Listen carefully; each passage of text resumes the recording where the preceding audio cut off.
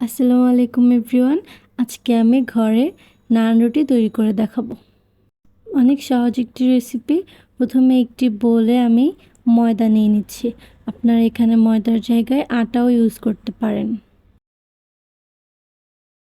তো আমি পরিমাণ মতো 5 চামচ নিয়ে নিচ্ছি। আপনার মেজারমেন্টটা আপনাদের কাপ অথবা চামচ দিয়ে পরিমাপ করে নেবেন। ঠিক যতটুকু পরিমাণের ময়দা কিংবা আটা নেবেন সেই পরিমাপ করে আপনি লবণ নিয়ে নেবেন।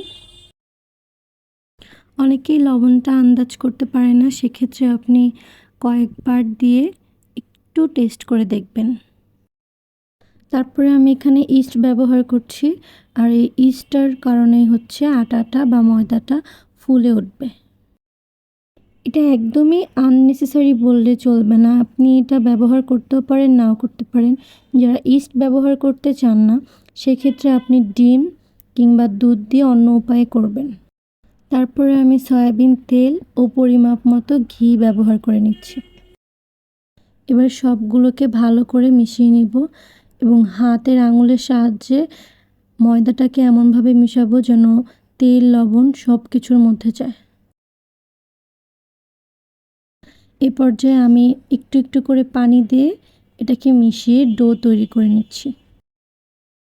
ব্যাস, এভাবে করে আমার ডোটা রেডি হয়ে গেছে।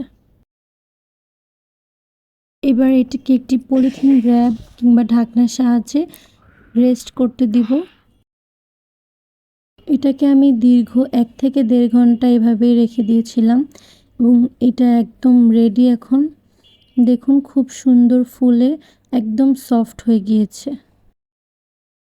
এরপর আমি এটাকে হাত দিয়ে কিছুক্ষণ সেট করে তারপরে এটাকে বেলে নিব। এই যে ঠিক এভাবে করে আমি এটাকে বেলে নিব। খুব একটা পাতলা করার দরকার নেই, আবার অনেকটা যে মোটা কিংবা ভারী করব সেরকমটাও নয়। আমি আপনাদেরকে দেখিয়ে দিচ্ছি। এবার একটি রেগুলার ব্যবহার করা ফ্রাই প্যানে এটাকে কোনো তেল ঘি না দিয়ে আমি সরাসরি দিয়ে দিয়েছি।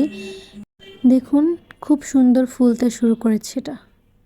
চুলা থেকে নামানোর আগে রুটিটার উপরে আমি ঘি অথবা বাটার ব্যবহার করেছি যাতে এটার একটা ফ্লেভার আসে। একটি একটি করে প্রতিটি রুটি খুব সুন্দর করে বানিয়ে নিয়েছি। এখন আপনি আপনার পছন্দ মতন গ্রিল, চিকেন ফ্রাই, সালাদ যে কোনো কিছুর সাথে এটাকে খেয়ে দেখতে পারেন।